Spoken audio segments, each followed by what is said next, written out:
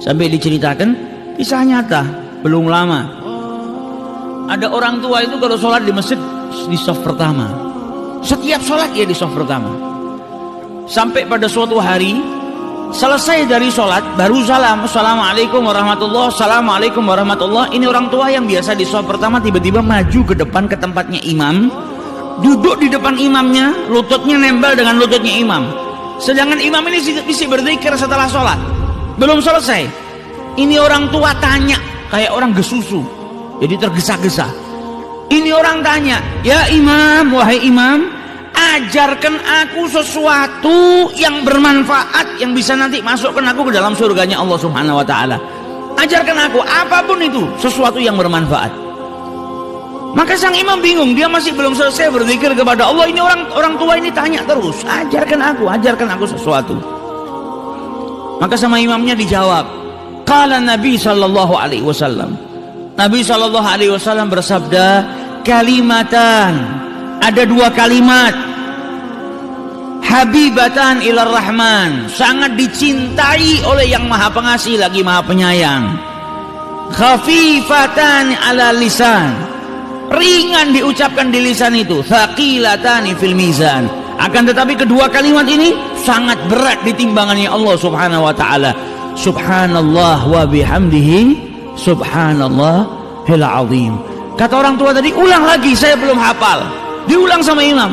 Qala Nabi sallallahu alaihi wasallam, kalimatan habibatan ilar rahman, khafifatan 'alal lisan, thaqilatan fil mizan, subhanallah wa bihamdihi, subhanallahil azim.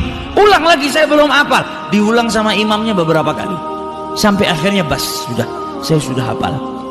Mulai detik itu ucapannya Nabi Muhammad dibawa sama dia kemanapun, dimanapun dia berada, berjumpa dengan siapapun.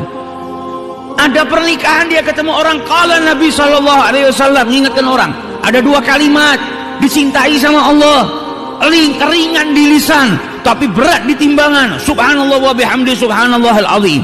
Ketemu siapapun dia ucapkan, ketemu siapapun dia ucapkan, ketemu anaknya, ketemu tetangganya, ketemu sahabatnya, di masjid, di luar masjid, ada tamu ke rumahnya, selalu dia ulang-ulang kalimatan habibatan ilar rahman, terus diulang-ulang sampai akhirnya datang suatu ketika dia sakit, masuk rumah sakit tidak sadar, selama beberapa hari nggak sadar, koma. Sampai ketika keluarganya semua berkumpul, di saat dia dalam keadaan kritis, tiba-tiba yang sudah beberapa hari nggak buka matanya, tiba-tiba lelaki tua tadi membuka matanya. Maka keluarganya bahagia, nunggu ayahnya sudah koma dalam keadaan tidak sadar beberapa hari, tiba-tiba buka matanya. Dokternya pun gembira. Ketika dokternya hendak memeriksa si pasien tua tadi, dipegang sama yang tua tadi.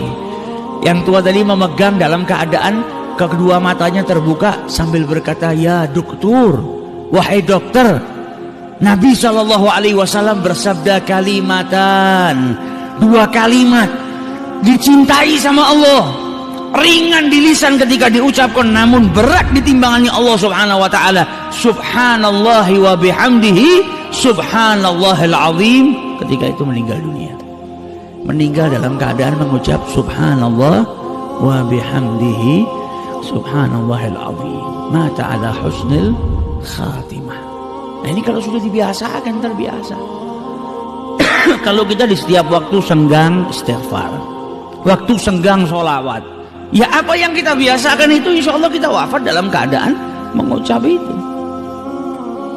Kalau terbiasanya malah ngomong kotor, ya nah, akhirnya kita wafat juga dalam keadaan berbicara kotor. Wa'iyatubillah.